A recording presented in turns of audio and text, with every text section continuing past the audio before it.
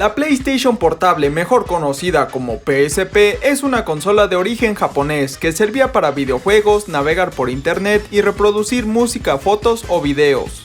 Ha sido de las mejores consolas a nivel mundial y no es por nada, pero el diseño, el gran catálogo de juegos y la similitud gráfica que tenía con PlayStation 2 fue lo que enamoró a muchos usuarios. La consola fue descontinuada en Japón el día 4 de junio de 2014, mientras que en América se dejó de fabricar a principios de 2014.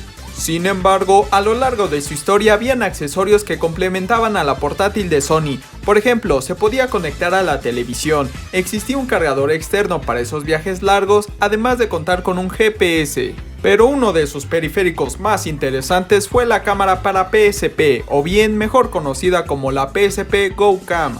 Así es, la PSP, a pesar de no contar con una cámara integrada como la PlayStation Vita, se podía tener de forma externa. Fueron dos versiones de cámara que salieron para esta portátil.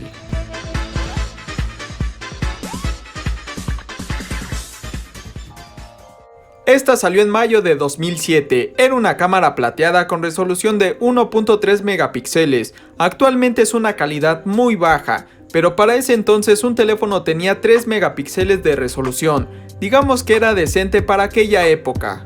Graba una calidad de 480 x 272 a 30 cuadros por segundo, mientras que en fotografía es a 1280 x 960. Incluye un micrófono y una de sus grandes características fue la posibilidad de girar a 180 grados, esto quiere decir que funcionaba como una cámara frontal y trasera. Se colocaba en la parte superior de la consola, no era necesaria una alimentación externa, la misma portátil le proporcionaba suficiente energía, se ajustaba con ayuda de una especie de tornillo giratorio.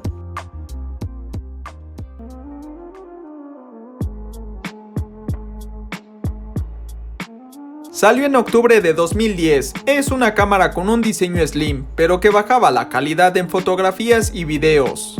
Venía en un diseño de color negro, tiene una resolución de 0.3 megapíxeles que toma fotografías a una resolución máxima de 640 x 480 y video de hasta 480 x 272 a 30 cuadros por segundo.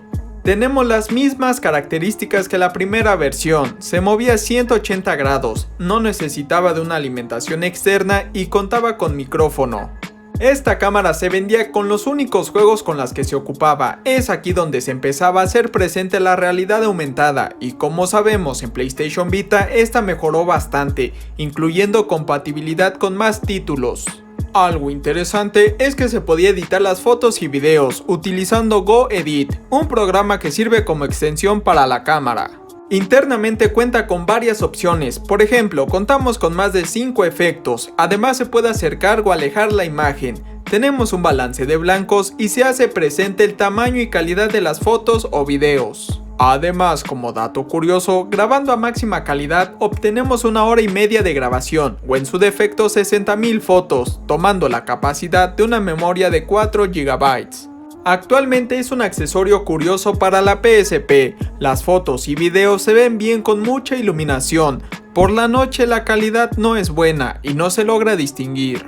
Y como lo mencioné, el catálogo de juegos se limita a un par, aún así fue interesante este tipo de periféricos que ayudaban a complementar al gran PSP. Más allá no le veo gran utilidad y no sé si alguien la puede ocupar teniendo un teléfono móvil con mayor capacidad y resolución. Pero bueno, en aquella época fue un gran accesorio. Y bueno gente de YouTube, si el video te gustó no olvides darle like y suscribirte al canal para más contenido así. Yo soy Blas y nos vemos pronto. Chao chao.